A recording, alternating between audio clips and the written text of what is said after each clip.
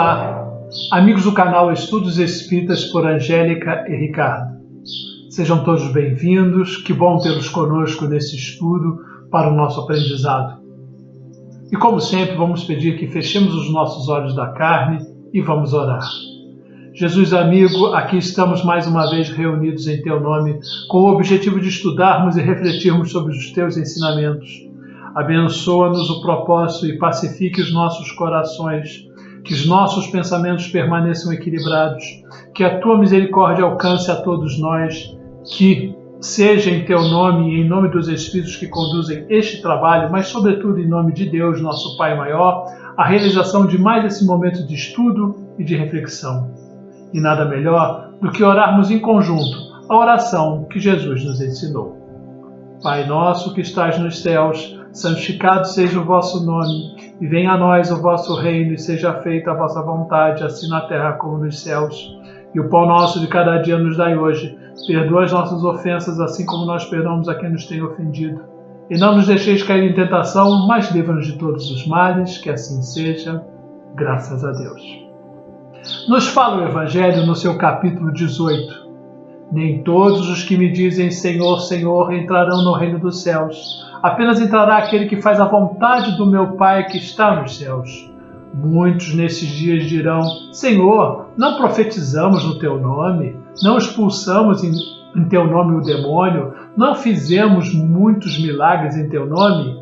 E então eu lhes direi em altas vozes, afastai-vos de mim, vós que fazeis obras da iniquidade. Isso está no Evangelho de Mateus, no capítulo 7, do versículos de 21 a 23. Aquele, pois, que ouve essas palavras e as pratica, será comparado ao homem prudente que constrói sobre a rocha a sua casa. Quando cai a chuva, os rios transbordaram e sopraram os ventos também sobre a casa. Ela não ruiu porque estava edificada sobre rocha sólida. Mas aquele que ouve essas minhas palavras e não as pratica, se assemelha a um homem insensato que construiu a casa sobre a areia. Quando a chuva e os raios caíram, e os rios transbordaram, e os ventos sopraram, vieram açoitar a casa e ela foi derrubada. Grande foi sua ruína. O Evangelho de Mateus também, no capítulo 7, de 24 a 27, e Lucas, 46 a 49. Também temos aquele que violar um desses menores mandamentos e que ensinar aos homens a violá-los, será considerado como o último no reino dos céus, mas será grande no reino dos céus aquele que os cumprir e os ensinar. Novamente, Mateus, no seu capítulo 5, 19. A doutrina espírita aqui nos coloca algumas inquietações que iluminam a consciência quanto às derivações da unidade do fiel com Deus. Seriam cristãos aqueles que o adoram com atos exteriores de devoção e sacrificam-no ao mesmo tempo pelo orgulho, pelo egoísmo, pela cupidez e por todas as suas paixões? Será? Seriam seus discípulos aqueles que passam dias orando e não são por isso nem melhores, nem mais caridosos, nem mais indulgentes a seus semelhantes? A doutrina nos recoloca a fidelidade aos princípios cristãos na ação, na obra, remetendo-nos à essencial passagem de que a fé sem obras é morta ou vã. Todos os que reconhecem a missão de Jesus dizem, Senhor, Senhor. Mas de que serve lhe chamarem mestre ou senhor, se não lhe seguem os preceitos? Serão cristãos os que o honram com exteriores atos da devoção e ao mesmo tempo sacrificam o orgulho e a cupidez às suas paixões? Serão seus discípulos os que passam os dias em oração e não se mostram nem melhores e nem mais caridosos, como já dissemos?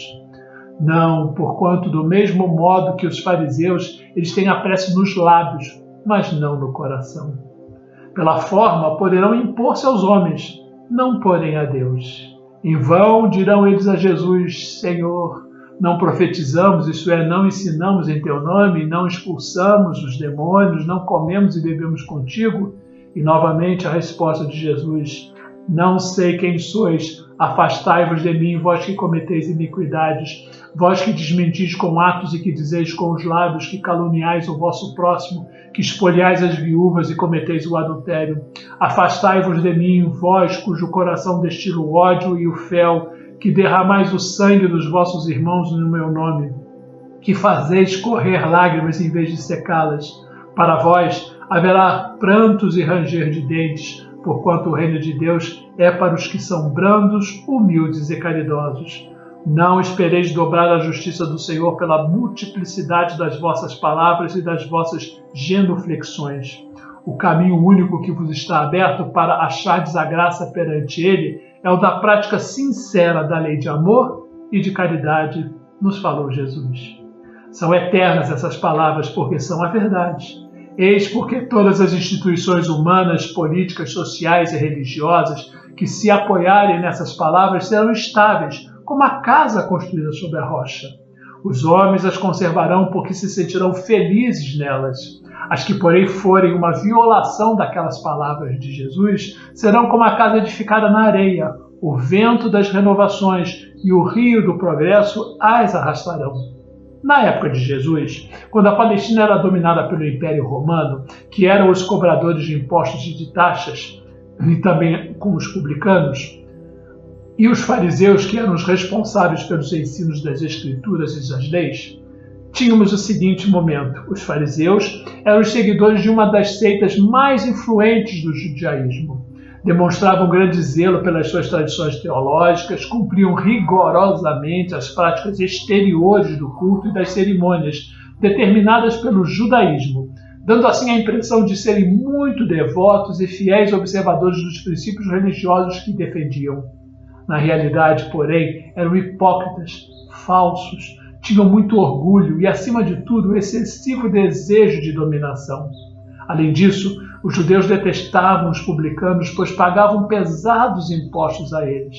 Os publicanos abusavam com frequência dos seus direitos, exigindo dos contribuintes mais do que era devido, e por isso eram odiados.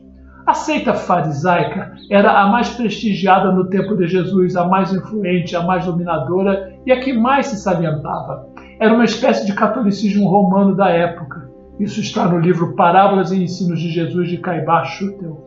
Segundo Allan Kardec, aspas, todos os homens são passíveis de cometer enganos. Entretanto, a grandeza é reconhecer os próprios erros, ao passo que a mesquinhez em sustentar uma opinião que se sabe falsa unicamente para exibir um prestígio de infalibilidade junto a pessoas comuns. Isso está na Revista Espírita de julho de 1858. Aqui cabe novamente uma reflexão nossa. Em favor do aprimoramento próprio, será suficiente arrependermos-nos dos erros e das faltas cometidas? Quem nos dá uma bela resposta é Emmanuel no livro Leis de Amor. Aspas. Convém notar que o reconhecimento dos próprios erros perpetrados neste ou naquele setor da existência é o primeiro passo da reabilitação, mas este começo é empreendimento nulo se não resolvermos corrigir-nos com humildade e com paciência na execução dos deveres que a vida nos recomenda. Nos fala Chico Xavier. Quando o erro apareça em nossa área de ação, aceitemo-nos tais quais somos, fracos, imperfeitos, rebeldes, até mesmo reincidentes no mal. Observemos os pontos vulneráveis em torno dos quais as nossas faltas reaparecem. Verifiquemos claramente em nós aquilo que desaprovamos nos outros. Anotemos as nossas necessidades morais sem esperar que alguém nos aponte e lancemo-nos à obra restaurativa. Ocasiões sobrevêm nas quais o abatimento é tão grande perante os nossos erros que muitos de nós se aventuram a pronunciar a palavra impossível para qualquer convite à renovação. Já pensaram nisso? Quando isso aconteça, fujamos de perder tempo articulando frases de autopiedade. Sentar-se à beira da estrada para lamentar o mal sem remédio é tão perigoso quanto cair e refociliar-se indevidamente no chão. Por maior seja o erro em que estejamos incursos, reiniciemos pacientemente a tarefa em que nos malogramos, recorrendo à oração. Em verdade, ninguém pode substituir-nos no esforço que é nosso, mas todo esforço somado à oração quer dizer nós com Deus. Belas palavras no livro Encontro Marcado de Emmanuel. Porque nem todos os que dizem Senhor, Senhor entrarão nos reinos dos céus, porque a entrada no reino dos céus só é facultada àqueles que cumprem a lei de Deus, segundo os preceitos de Jesus. E nem sempre o balbuciar de palavras reverenciando o Senhor é acompanhado de atos que caracterizam e que dignificam o verdadeiro cristão. Os atos exteriores de devoção, as expressões bonitas, sem o sacrifício do nosso orgulho, egoísmo e da nossa cupidez, nada valem aos olhos do Pai. A Ele interessa o que vai em nosso íntimo. Inimigo da hipocrisia e do orgulho, tendo combatido esses dois vícios da alma, principais obstáculos à nossa perfeição, Jesus coloca na categoria de obras da iniquidade, mesmo as boas obras quando são praticadas sobre a capa dessas duas imperfeições tão comuns nos nossos dias. É a vontade do Pai é que não sejamos nem hipócritas nem orgulhosos, praticando o bem pelo bem, sem outro qualquer motivo oculto. Belas palavras no livro de Eliseu Rigonati, O Evangelho dos Humildes. Portanto, chamar a Jesus Cristo de nosso Senhor ou nosso Salvador, entoar-lhes hinos e louvores, será de todo inútil se não seguirmos os preceitos. Sim, porque confessar o Cristo diante dos homens tem o sentido de proceder de conformidade com a sua doutrina. Enquanto formos movidos pelo egoísmo e pela vaidade, vivendo tão somente para a exaltação do próprio eu, enquanto nos mantivermos insensíveis à má sorte dos nossos irmãos, estaremos negando-o diante dos homens, pois, amando-nos uns aos outros, é que nós daremos a conhecer como verdadeiros discípulos do Senhor. E como o amor é o cumprimento da lei, só quando soubermos amar é que faremos jus ao galardão celestial. Novamente, vamos citar Rodolfo Galigares nessa citação do livro O Sermão da Montanha. Perguntamos novamente o que entendemos então por entrar no reino dos céus. Houve uma época, e ainda há escolas religiosas que assim ensinam, em que se acreditava ser o céu mencionado nas Escrituras um lugar determinado no universo, para onde iriam as almas que se salvassem. Hoje sabemos com segurança que nenhum homem entra após a morte num céu definitivo, nem num inferno definitivo, nem num lugar de gozo eterno ou de sofrimento eterno. O céu é a sua consciência de crédito e o inferno é a sua consciência de débito. Vamos refletir. O homem, após a morte, leva consigo todos os seus créditos e todos os seus débitos, que são o seu céu e o seu inferno. Como conseguir isso, então? Jesus nos ensina que não é com palavras, com aparências, mas com ação e convivência. Não é dizendo Senhor, Senhor, mas sim se empenhando efetivamente em conhecer e viver de acordo com o Evangelho de Jesus. Floresça onde está, ensina os que conhecem as leis divinas. Muitos pensam que por serem médiuns, exercerem sua mediunidade uma vez por semana num grupo mediúnico, já possuem o direito de um bom lugar após a morte. Muitos pensam que já neste viver e assim agindo são protegidos e quando algo mais difícil acontece, como uma doença ou a perda do emprego ou qualquer dificuldade que surge no caminho, eles se lamentam. Como? Faço tanto e é isso que eu recebo? A esses e muitos outros que pensam fazer favor a Deus no cumprimento de alguns deveres, referia-se Jesus alertando-nos que cumprir deveres na terra é o mínimo que se pode fazer para facilitar a convivência entre os homens aqui. Por isso, rótulos acadêmicos, sociais, religiosos não são valorizados na contabilidade divina. Então, o que é necessário para o homem fazer a conquista do reino dos céus? É usar os recursos intelectuais, materiais e morais de que dispõe para realizar, tão bem quanto possível, a tarefa que lhe cabe como religioso e todo o bem a seu alcance, seguindo sempre o roteiro traçado pelo Mestre Jesus. Mas, na verdade, tudo que algumas pessoas querem é que Deus seja servo delas e, como tal, satisfaça todos os seus desejos, vontades e interesses que elas têm, muitos dos quais estão baseados em suas limitadas visões humanas das coisas físicas e espirituais, em vaidades pessoais repletas de egoísmo e narcisismos disfarçados.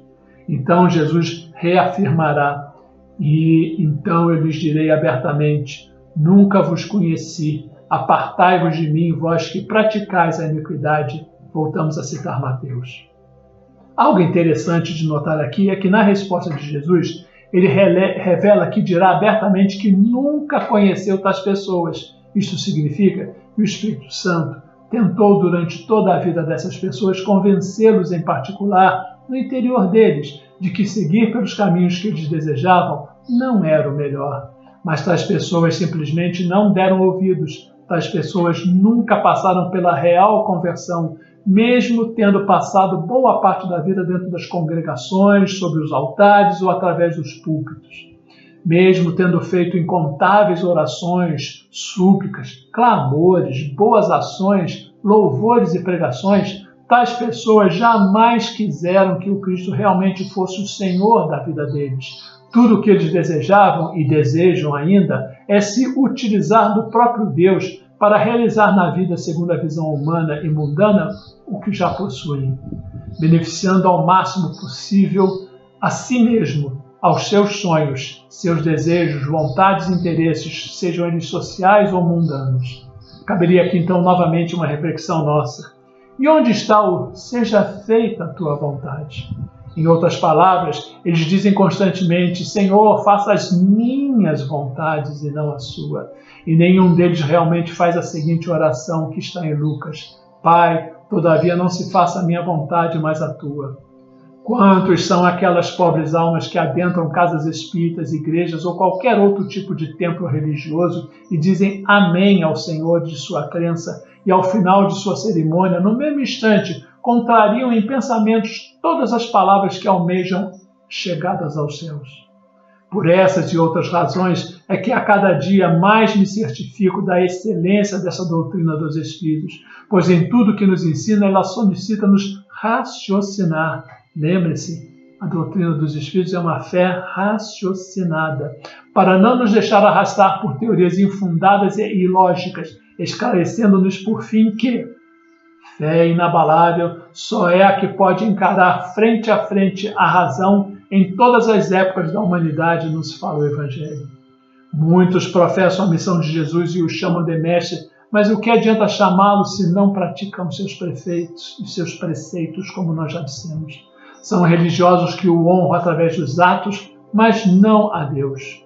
No livro, novamente, Elucidações Evangélicas de Antônio Luiz Saião, Jesus nos diz que não esperemos dobrar a justiça de Deus pela repetição das nossas palavras, nem pelo dobramento dos nossos joelhos, porque o único caminho é o da prática sincera da lei de amor e de caridade. Inútil será que nos declaremos espíritas se continuarmos quais éramos antes de conhecermos o Espiritismo. Para nós, espíritas, a prática da doutrina que professamos é tudo, porquanto muito nos é pedido, visto que muito nos é dado. Elucidações Evangélicas é o livro. Novamente, outra reflexão. Mas como entrar no reino dos céus? O que será que devemos fazer para entrar neste reino? Disse-nos Jesus que o reino dos céus está dentro de nós. Logo, ele é um estado interior e não um lugar que vamos ir ao desencarnarmos. Disse ainda que ele é para os que são brandos, humildes e caridosos.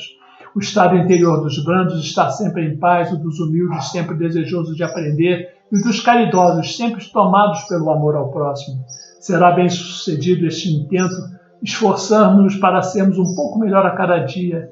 É isso que nos pede Jesus, da humildade, da caridade, da brandura, para aprimorarmos-nos. A boa notícia que a doutrina dos Espíritos nos traz é que quando Jesus disse que o bom pastor não perde nenhuma de suas ovelhas, ele estava nos assegurando que aquilo que já deveríamos saber, isto é, que todos estamos fadados à perfeição.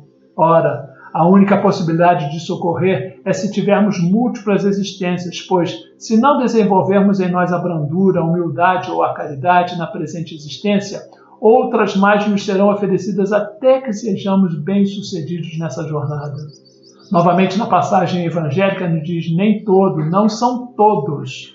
Há muitas exceções. Em termos de conquistas morais e para adentrarmos regiões de maior espiritualidade, há um processo de seleção determinado não pelo que alcançamos de valor transitório, mas os bens imperecíveis que nós já possuímos. Novamente, o Evangelho diz: o que me diz? Então dizer é necessário. Saber o que se diz buscando dar qualidade ao verbo é ainda mais importante, mas agir refletindo o que já foi aprendido é imprescindível. Afirmam-nos os amigos espirituais, o exemplo não é uma forma de ensinar, é a única. Vejam que belas palavras. Novamente vamos citar João: Se vós permanecerdes na minha palavra verdadeiramente, sereis meus discípulos. O Evangelho nos diz, Senhor, Senhor. Senhor é uma forma de tratamento respeitoso, com a qual nos dirigimos a pessoas importantes, distintas e nobres. É imprescindível observar a quem damos esse título, ou ainda a quem estamos elegendo como nosso Senhor. Nessa passagem, o meigo Rabi da Galileia refere-se àqueles que o chamam de Deus e de Senhor, e este deve ser o nosso posicionamento.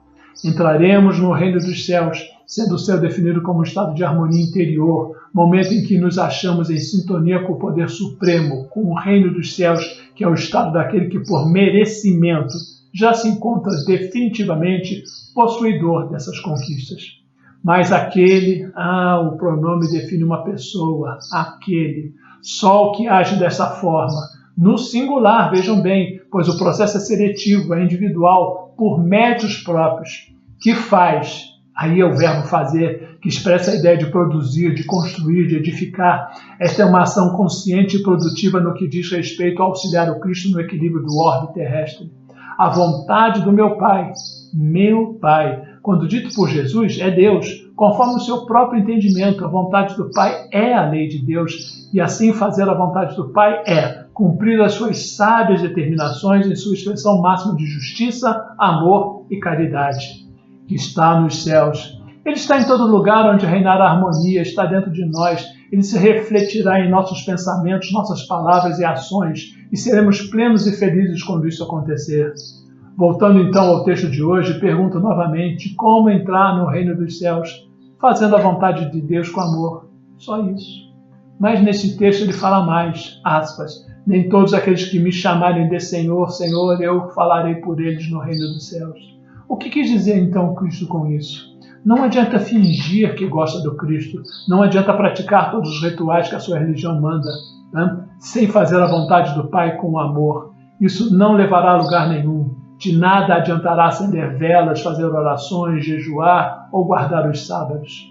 De que adianta frequentar um culto ou 2 vezes por semana, 3, 4, não importa, e depois não viver o resto da semana amando a Deus acima de todas as coisas e ao próximo como a si mesmo. Para alcançar a unidade é preciso estabelecer uma ligação constante de amor entre você e Deus. Amar e sentir-se amado. Pensem bem. Estamos no limiar de uma nova era, em uma nova época de transição planetária, onde se faz a separação do joio e do trigo. As responsabilidades deste tempo são maiores e para quem não as souber aproveitar em tempos passados, elas se multiplicarão. Essa é a nossa mensagem. Vamos concluir. Enquanto estivermos pensando em trocas, isto é, em que servindo ao próximo estamos angariando para nós as bênçãos celestes, não estaremos exercendo o verdadeiro amor e desprendimento prescritos por Jesus. As convulsões sociais que ainda impedem a felicidade e a paz entre as criaturas são sinais inequívocos de que continuamos a afirmar Senhor, Senhor, sem realmente fazermos a vontade do Pai Celestial que nos tem oferecido as mais valiosas e frequentes oportunidades de trabalho. Desde que fomos chamados, você certamente estará incluso. Lembre-se que somos todos filhos de Deus. Caberá somente a você aproveitar essa oportunidade para se libertar dessa escravidão que há tempos se planta dentro de você mesmo. Caberá somente a você, de forma verdadeira e honesta, passar de chamado a escolhido. Reflita sobre a oportunidade derradeira que tem ao estar encarnado em um momento tão importante que o nosso planeta está passando. Senhor, agora nesse momento, vibramos em favor da paz mundial, pela harmonia entre os povos, pelo nosso Brasil, pelo nosso povo e pelos nossos governantes, e do planeta também. Vibramos amorosamente por todos os dirigentes das casas espíritas, templos religiosos, casas de acolhimento e orações, pela nossa casa espírita e por todos aqueles que levam o evangelho de amor aos corações aflitos e desejosos de conhecimento para que se fortaleçam sempre. Vibramos, Senhor, com carinho e amor por aqueles que estão passando por sofrimentos, sejam eles encarnados ou desencarnados. Senhor, que Tua proteção divina se estenda sobre todos os lares e ao nosso também, que neles possam reinar sempre o respeito, o amor e a paz. Se você gostou, clique no positivo, se inscreva no nosso canal, faça comentários cada vez que você assistir uma das aulas e, se possível, indique os amigos deste nosso canal e toda quarta-feira você receberá uma nova postagem. Fiquem em paz, muito obrigado, graças a Deus.